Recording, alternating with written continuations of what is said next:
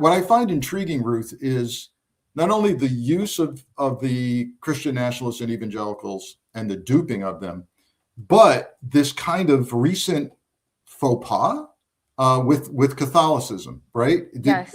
What are you thinking about all of that?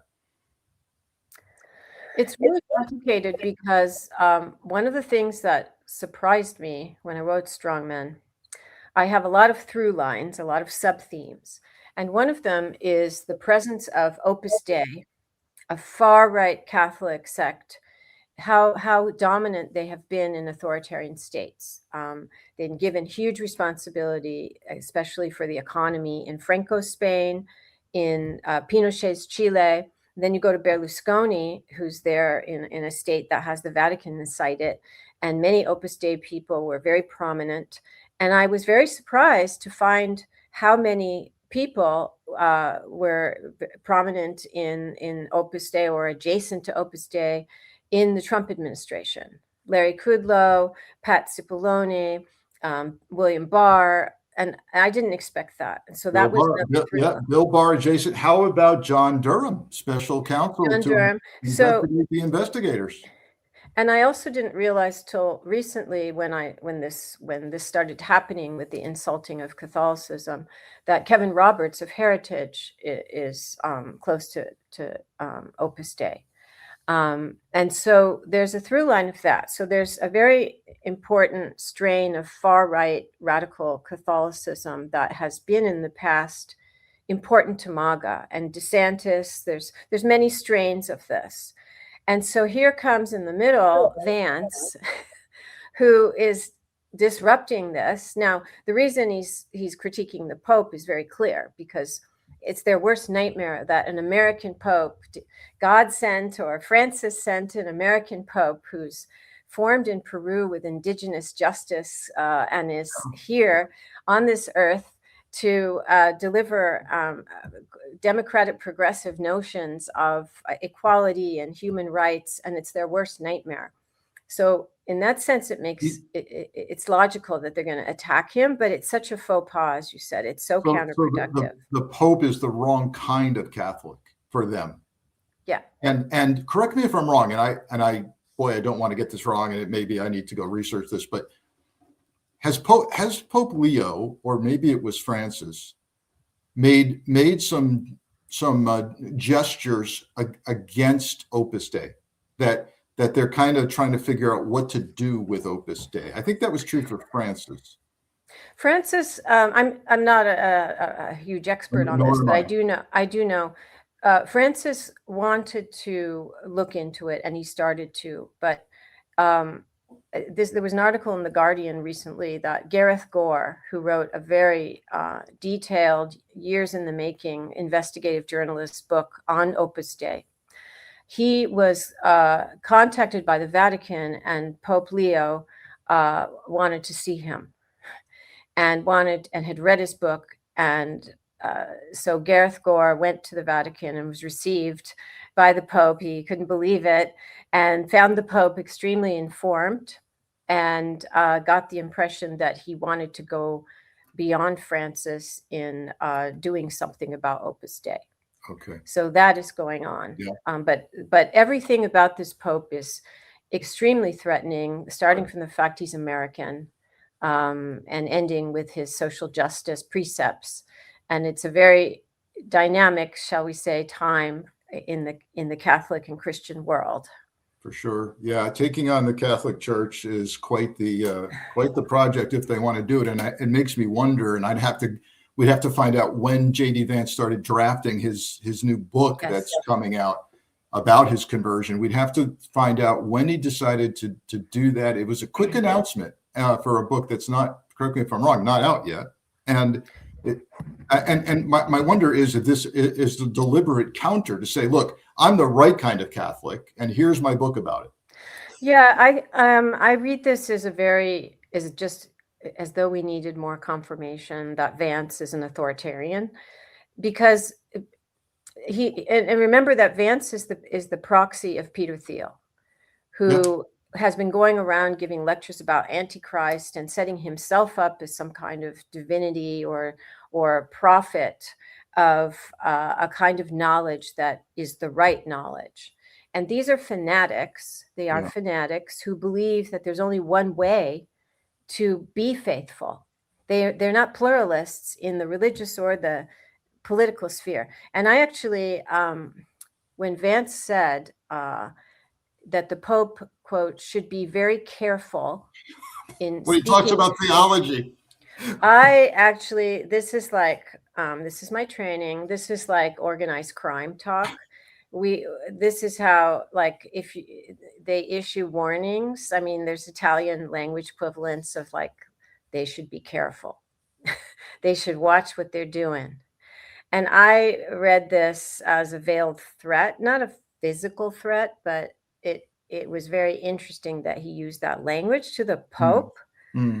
So, but also putting it, I saw that as almost, I did laugh, laughable. I didn't. I'm with you on the veiled threat, because now that I hear you saying it, but I also saw it as, I am the expert on how to be a Catholic, and I'm going to write an authoritative book on it. And so, yeah, it's because if you see MAGA as having elements of cult ideology, and even beyond Trump's personal cult, because we all know that Vance is supposed to be a successor, so that relationship is, just a little cloudy, let's say.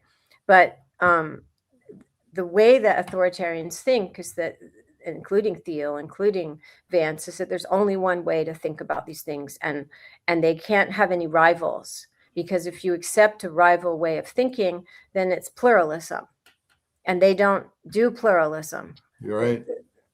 Yeah. So Hitler and or Mussolini, did they try to correct the church, or bring the church in and say you can preach this but not that? Yeah, I mean, early on, this is important. So Mussolini came to power through extreme violence. The black shirts, the squads, right? And Hitler had his brown shirts, but it was far more extensive violence in Italy.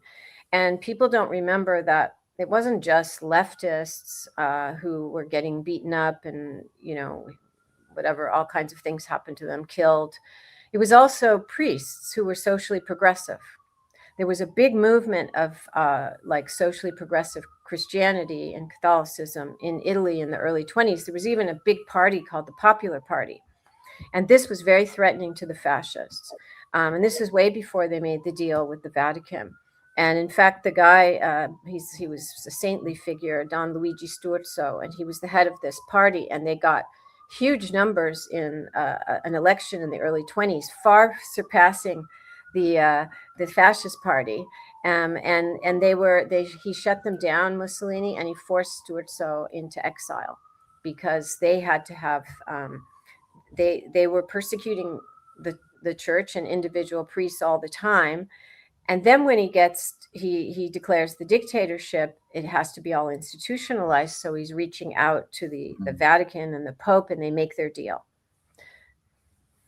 Got it.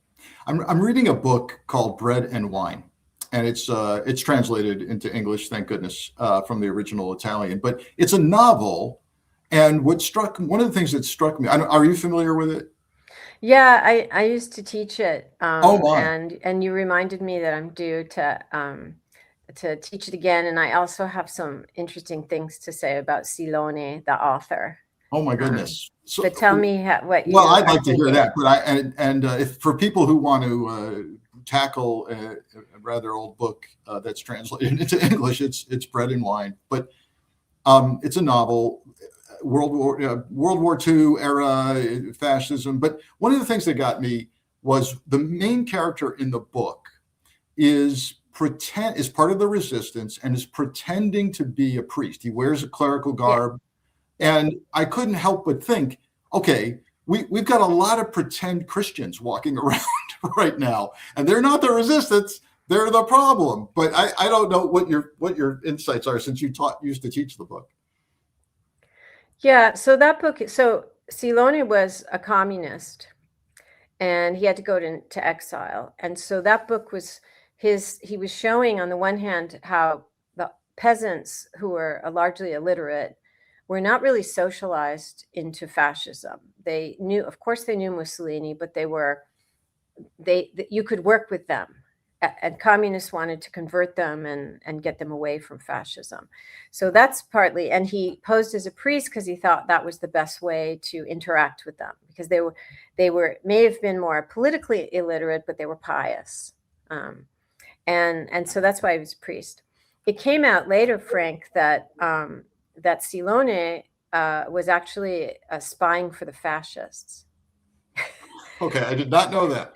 And there were documents in the Central State Archive, like our national archives, that prove this. And being Italy, the head of the archive had come upon these documents, and he's like, nobody could see these. So he took them home. Right. He just took them home so nobody could see them, which isn't exactly like perfect archival practice. Wow. So for a long time, and then it came out that he was like doing a double thing. Yeah. And so that made people go back to his books.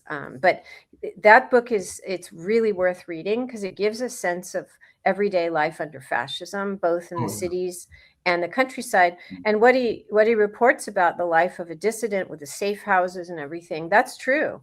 He lived that. And so did, thousands of other dissidents. Well, and the peasants, you mentioned making the archives go away. We now have a new rule in Washington that the presidential documents, the Records Act, doesn't apply, and they don't they don't have to preserve Trump's records. As a historian, you can imagine how I feel about that. Unbelievable. And then, not to dwell on the book, and I know our time is waning, but I wanted to just point out the peasants' reaction to religion is that in the book is that it's all bogus. The peasants are far more, the cafone as they're called, they're far more interested in conspiracy theories, superstition, curses and hexes, right? Than they just dismiss the religion as largely useless unless it's combined with all kinds of conspiracy theories. And I just see so much of an intersection with what we see today. Yeah. Oh, I'm going to have to go back and read it again.